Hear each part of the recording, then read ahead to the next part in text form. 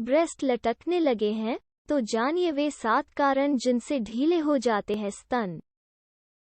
आइए जानते हैं क्या हो सकते हैं वे संभावित कारण। वैज्ञानिक भाषा में लटकते ब्रेस्ट, सैगिंग ब्रेस्ट, को ब्रेस्टोसिस कहते हैं। हमारे ब्रेस्ट फैट और टिश्यू से बने होते हैं। ब्रेस्ट को फर्म रखने के लिए एक लिगामेंट होता है जिसे कूपर लिगामेंट कहते हैं। जब यह कूपर लिगामेंट ढीला पड़ने लगता है जो ब्रेस्ट लटक जाते हैं। 1. गलत पोस्चर। अगर आपको लगता था कि पोस्चर से ब्रेस्ट का लटकना एक मिथ है, तो हम आपको बता दें कि यह संभव है। अगर आप झुककर बैठती हैं, तो धरती के गुरुत्वाकर्षण से आपके ब्रेस्ट लटक जाते हैं। आपको यह महसूस नहीं होगा, लेकिन आपके कूपर लिगामेंट पर इसका असर पड़ता रहता है। हालांकि यह तुरंत नहीं होता, समय के साथ ही होता है। लेकिन अगर आप सही ब्रा नहीं पहनती तो आपके ब्रेस्ट जल्दी लटक सकते हैं। मदरहुड हॉस्पिटल, मुंबई की कंसल्टेंट ऑब्स्टेट्रिशियन और गायनो डॉक्टर सुरभि सिद्धार्थ कहती हैं, मांसपेशियां और लिगामेंट्स खराब पोस्चर के कारण लूज होने लगते हैं। इसके कारण ब्रेस्ट लटक जाते हैं। बैठते वक्त खास तौर पर सही पोस्चर बहुत जरूरी है। 2. धूम्रपान। कोलेजन शरीर के सबसे प्रमुख प्रोटीन में से एक है।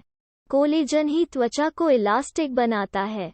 उम्र के साथ साथ कोलेजन कम होता जाता है, जिसके कारण हमारे शरीर के कई भागों पर झुर्रियां आना, ब्रेस्ट लटकना जैसी समस्या होती हैं।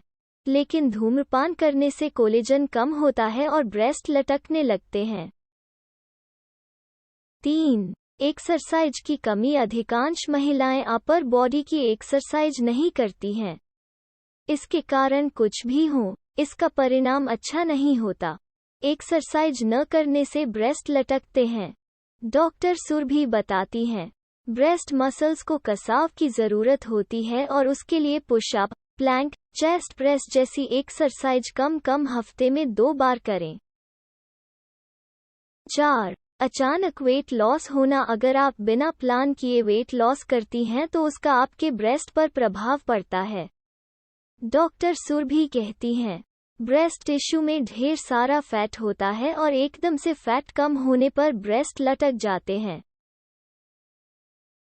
5. जेनेटिक्स। आपको जानकर हैरानी होगी कि कूपर लिगामेंट की मजबूती आपके जेनेटिक्स पर आधारित होती है।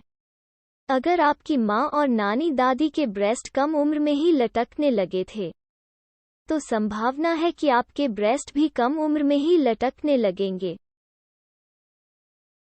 6. Breast feeding. डॉक्टर सुरभि कहती हैं, ब्रेस्ट फीडिंग के बाद ब्रेस्ट में मौजूद फैट सेल्स सिकुड़ जाते हैं और ब्रेस्ट लटकने लगते हैं।